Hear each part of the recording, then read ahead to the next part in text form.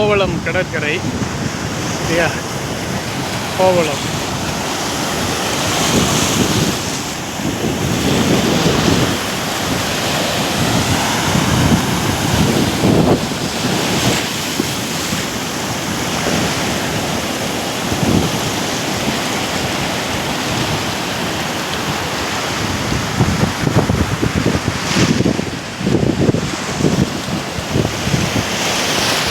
மரத்திற்கு வேர் பார்த்துருப்போம். கட்டிடத்தின் வேர் அந்த காங்கிரீட்டில் பார்த்தீங்கன்னா அந்த கம்பி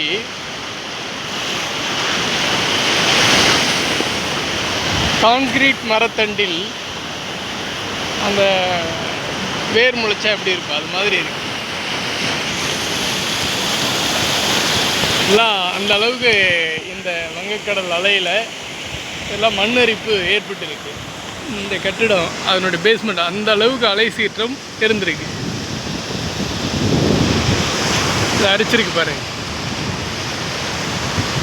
அந்த கட்டிடத்தினுடைய அடிவாரம் அரிக்கப்பட்டிருக்கு.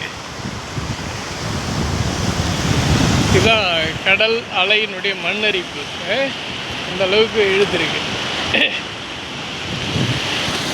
இங்கே தடுப்பு சுவர் அமைச்சிருக்காங்க, அதுவும் விழுந்துட்டு இருக்கு.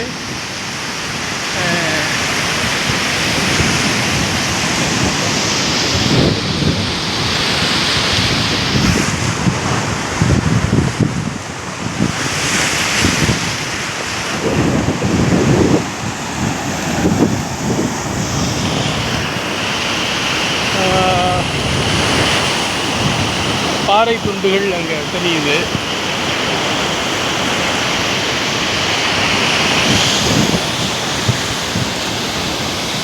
இந்த அலையினுடைய ஈரப்பதம் அதில் இருக்குது அப்படின்னா காலையில் அந்த அலை அது வரைக்கும், மாலை நேரத்தில் அல்லது அந்த அலை அது வரைக்கும் போயிருக்கு. இப்போ இங்கே வருது.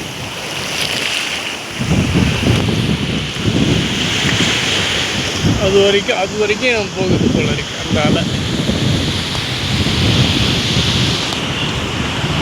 பூமி உருவான காலத்தில் இருந்து, பூமியில் கடல் உருவான காலத்தில் இருந்து, கடல் நீர் இந்த நிலப்பகுதியில் வந்து தொட்ட காலத்தில் இருந்து இந்த பாறையோடு உறவாடி இருக்குது. இந்த பாறை எப்படி அரிச்சு வச்சுருக்கு பாருங்கள், எவ்வளோ ஷைனிங்காக இருக்குது இந்த உப்பு தண்ணி.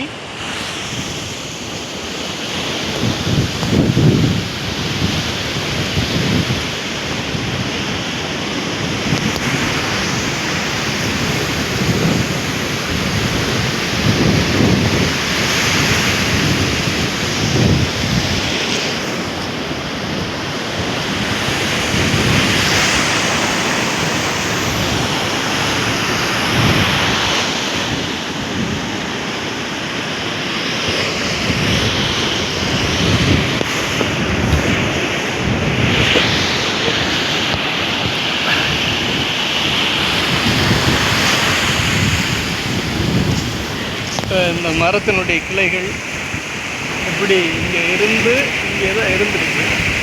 அரிக்கப்பட்டு என்ன செஞ்சிருக்கு, மரம் மரணித்திருக்கிறது. மரணித்த பின் அதனுடைய உடல் இந்த கரை ஒதுங்க பெற்று இருந்த இடத்துல என்ன இருக்குது, தோலுறிஞ்சி கிடக்குது.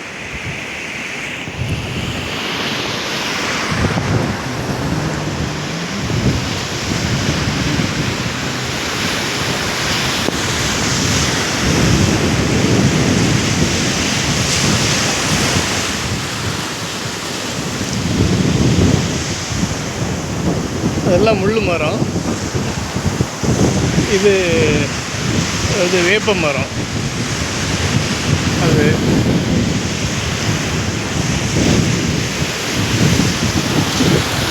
அதாவது சங்க இலக்கியத்தில் சொல்லுவாங்க நுண்மணல் நிலை. அந்த நுண்மணல் எப்படி இருக்குன்னா இப்படி தான் இருக்கும். இவ்வளவு நுண்மையாக நுட்பமாக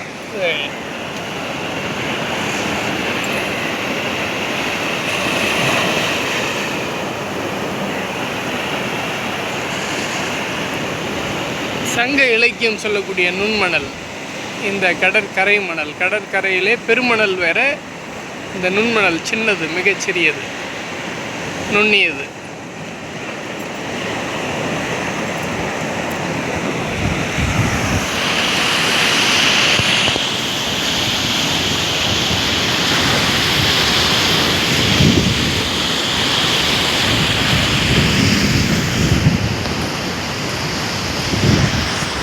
கடலோரம் அது கிணறு இருந்திருக்கு போல இருக்கு.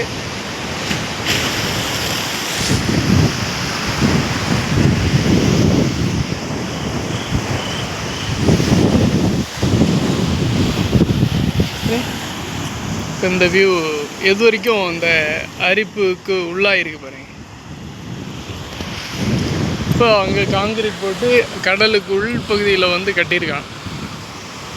அந்த அளவுக்கு சட்டம் விளையாடி இருக்கு. சட்டத்தோட பணம் விளையாடி இருக்கு. அழகா இல்லையா? காசு இருந்தால் கடவுள்கிட்டயே விளையாடக்குள்ள, காசு இருந்தால் கடல்கிட்டேயும் விளையாடலான்னு இப்படி வந்து கட்டியிருக்காங்க. இதெல்லாம் சுனாமி தான் பாடம் எடுக்கும். நம்ம என்ன எடுக்கிறது இருக்குது? செத்த மீன் கூட கருவாடாக மாறிடுது.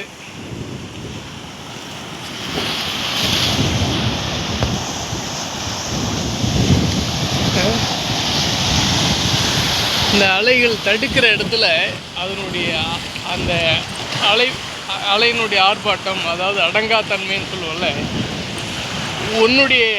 ஒன்றினுடைய அந்த எதிர்விளைவு அடுத்தடுத்த அலைகளோட அது தொடர் விளைவாக அது வரைக்கும் தெரியுது.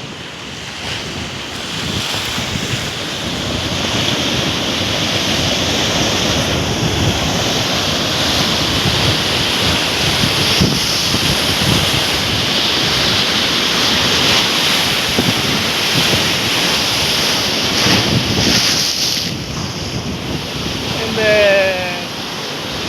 கடல் நீர்மட்டம் உயருகிற போது அது வரைக்கும் வந்து இந்த தண்ணி சுழன்று அப்படி போயிருக்கு போல்.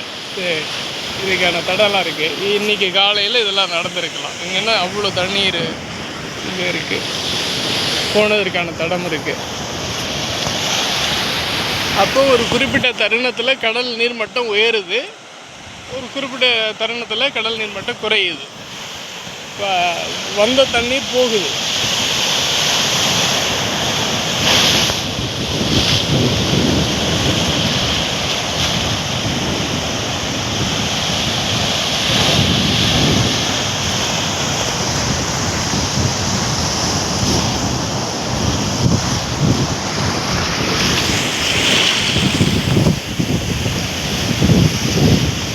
பணம் இருப்பாரெல்லாம் என்ன செய்வாங்க?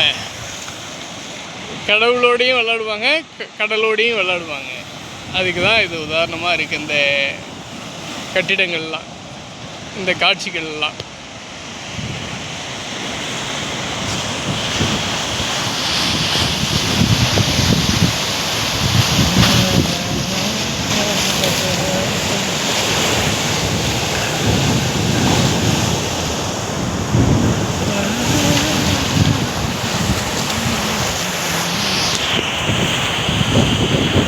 ஏதோ நமக்கு இதையாவது பார்த்து ரசிக்க நேரம் இல்லாட்டியும் பார்க்கவாவது இறைவன் வாய்ப்பு கொடுத்துருக்கானே.